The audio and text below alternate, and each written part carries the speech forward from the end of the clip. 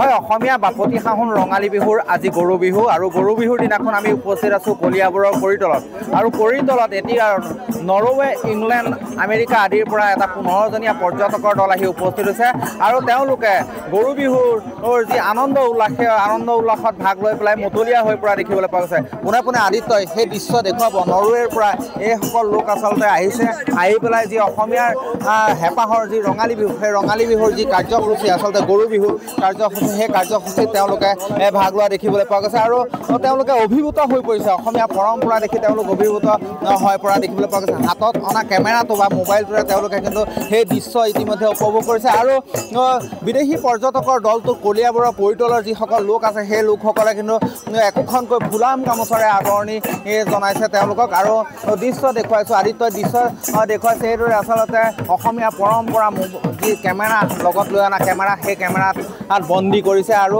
তেওঁলোকে সেই দৃশ্য বন্দী কৰি অভিভূত হৈ পৰা দেখিবলৈ পোৱা গৈছে।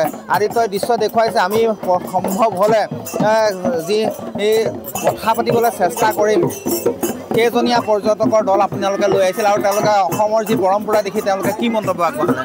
তেখেতসকলে আগতে এনেকুৱা পৰম্পৰা কেতিয়াও দেখা নাই আৰু আমাৰ ইয়াত যোনটো গৰু বিহু উপলক্ষে ইয়াত যোনটো হৈছে এইটো বহুত ভাল পাইছে তেখেতসকলে আৰু তেখেতসকলে আমাৰ নৰৱেৰ পৰা আহিছে আৰু আমেৰিকা আৰু ইংলেণ্ডৰ পৰা আহিছে। ইয়াত 15জন আহিছে আৰু 5জন আছে জাহাজত তেখেতসকল ৰেডি হোৱা নাই তেখেতসকল এতিয়া আহিব পৰা ইয়াত 15জনে চাবৰ কাৰণে আহিছে এইখন গাঁৱত। বহুত স্থানীয় লোকসকলেও তেওঁলোকক আদৰণি জনাইছে স্থানীয় লোকসকলে বহুত সুন্দৰভাৱে আদৰণি জনাইছে আৰু বহুত ভাল পাইছে তেখেতসকলে আৰু এনেকুৱা আগতে নাই দেখা কাৰণে তেখেতসকলে বহুত ভাল পাইছে। নিশ্চয়কৈ আচলতে আমেৰিকা নৰৱে আৰু ইংলেণ্ডৰ পৰা যি 15জনীয়া পৰ্যটকৰ দল সেই পৰ্যটকৰ দলটো আহিছে আৰু স্থানীয় যিসকল লোক আছে সেই লোকসকলে একোখনকৈ বিহুৱান দি পেলাই তেওঁলোকক আদৰণি জনাইছে।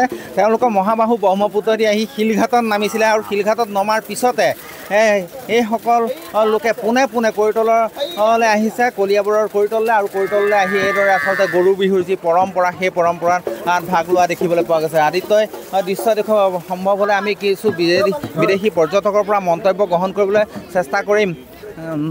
Where are you from? We come from Norway. Please describe this festival. This is so interesting to us. It's so different from the Norwegian culture and it's so nice to get to know the Assam culture. Thank you. Okay.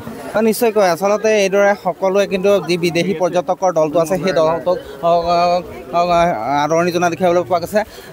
আপোনালোকৰ গাঁৱলৈ আজি বিদেশী পৰ্যটকৰ দল আহিল খুব সুন্দৰভাৱে আপোনালোকে একোখনকৈ বিহুৱান দি আদৰণি জনালে কি ক'ব? হয় নিশ্চয়কৈ ক'ব লাগিব অতিকৈ ভাল লগা খবৰ যে আজি অসমীয়াৰ বাপতি সাহোন বহাগ বিহুৰ প্ৰথম দিন গৰু বিহু আৰু এই গৰু বিহুৰ দিনাখন এনেধৰণে গৰুক আদি পেলাই ইয়াত ৰাজহুৱাকৈ ইয়াতে নোৱা ধোৱা কৰা হৈছে।